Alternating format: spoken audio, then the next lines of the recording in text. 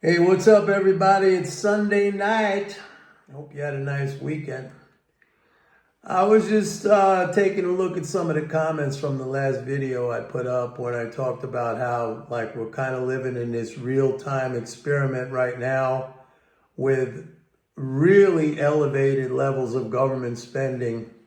The flows are like blowing through the roof. And I said, this is a good test to see that if we actually get an inflation spike off of this, because all we hear about is government spending drives inflation.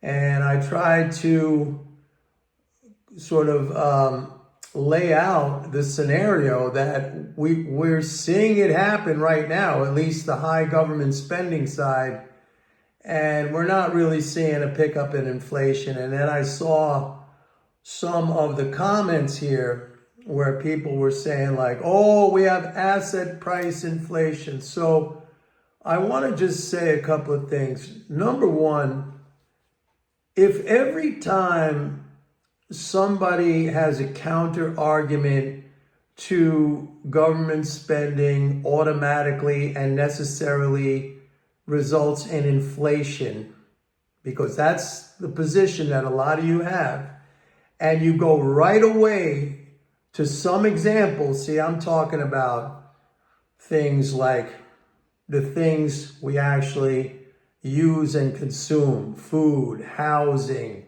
energy, the real assets that we need to live. And I'm saying, like, right now, prices are pretty steady. As a matter of fact, they've come down. I paid $2.90 something a gallon for gasoline. That's not expensive.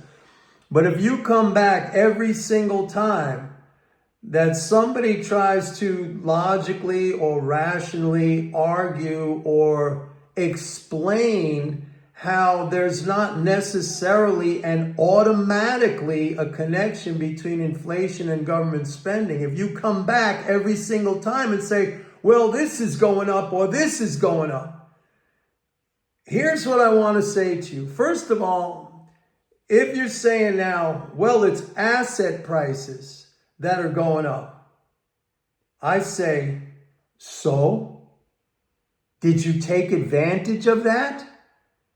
Or are you one of these people who just every single time, no matter what the situation is, I'm the poor victim? Did you take advantage of that? Do you own assets? Maybe stocks, maybe even a little tiny stock portfolio. I understand that not everybody has a lot of money, but everybody can afford to put $50 a month into an index fund. Did you take advantage of that? If you are so sure that inflation is going to pop up somewhere no matter what, did you take advantage of that, or did you just sit with this victim mentality? I'll tell you something with this whole inflation thing. I'm not a billionaire and I'm not mega rich. My portfolio has never, ever seen gains like this in this so-called inflation spike. It's been phenomenal, okay? And I've never bought, a lot of these stocks that have gone parabolic. I've only recently, in the last, let's say year or so, gotten into like NVIDIA. A lot of my stocks are basic, common stocks: energy, home builders, Amazon, this kind of stuff, Apple, okay? So if every time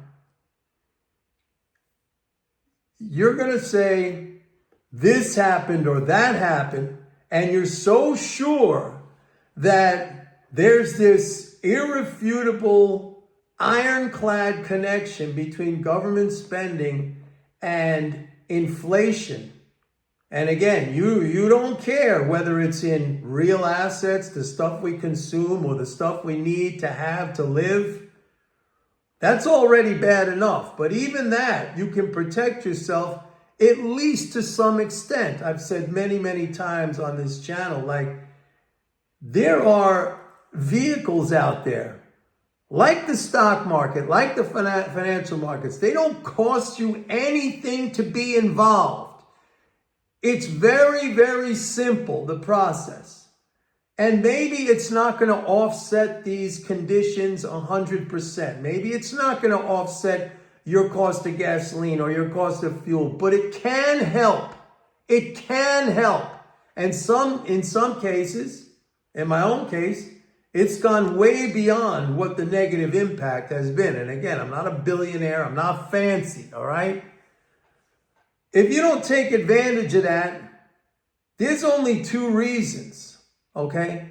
Number one, it is lack of knowledge, which you choose to remain in that state, okay? I come on here every day practically and make videos, and I have a service that doesn't even cost a lot of money. And not that I'm trying to sell this thing right now, but you don't even have to go with mine. There's other things, although I think a lot of them are not very effective. But there's information out there. It costs you nothing. The stock market costs you nothing. It costs you nothing to have an index account with Schwab or TD Ameritrade or whoever's out there. I don't know, Fidelity or Vanguard. It costs you nothing. So there's only two reasons. Number one, you want to stay in that state of being uneducated. You just, for whatever reason, it's too much work for you. It's too much of a hassle for you. You just want to stay in that state. And the second reason is you love to play the victim. Oh, poor me. Inflation. I can't get ahead. It's rigged. The government is against me. The terrible government is spending money, and that's a tax on me. Oh, it's so terrible for me. I'm sorry, that's exactly what it is. That is exactly what it is. We have at our disposal, we live in this great country, okay? There's no place else like this. I lived in Europe for 10 years. It can't hold a candle to what we have here. And you have all this opportunity. And I'm not even saying you got to go out and start a business or raise money or anything like that. $50 a month. Whatever you can do to at least gain a little bit of an advantage on your side. Maybe not offset the whole thing, okay? Sometimes that's life. Sometimes that's our circumstances. Sometimes we can't control everything. But we can push back a little bit. You know, if you talk to me about inflation, if you talk to me about deflation, if you talk to me about fiscal policy, the government, if you talk to me about interest rates, you want to know something? I don't care. I don't care about any of those conditions. You know why? Because I have knowledge. I learned. I know what to do under those conditions. You know, like a highly trained special forces guy or something like that.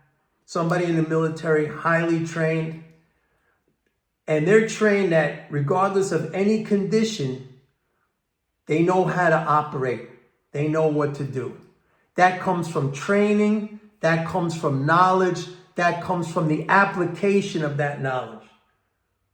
I'm the same thing in a financial sense. If you're talking to me whenever I say something, I could be saying something like, oh, prices are going to go down. Oh, that's terrible. That's deflation. That's going to hurt my business. Oh, the government spending. Oh, that's terrible. That's going to create inflation. Throw any condition at me. I don't care, okay? And I'm not some kind of Superman. It's only because I have knowledge. And for those of you who no matter what I say, you keep saying, oh, the spending, and we're broke, and this and that, and China's our banker. That's because you choose to stay uneducated. And you want to stay in this victim mentality. Everything is out there for you to have an opportunity to at least protect yourself to some degree, and even better, to prosper, to seriously prosper. But you don't want that.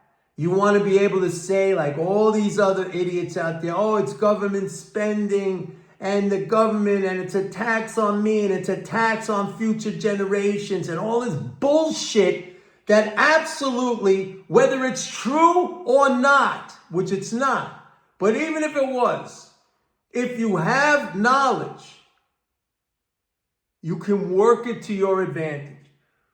So I don't care.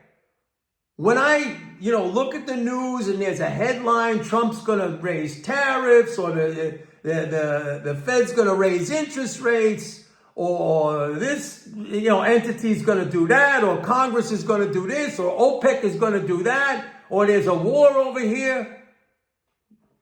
I don't care, okay?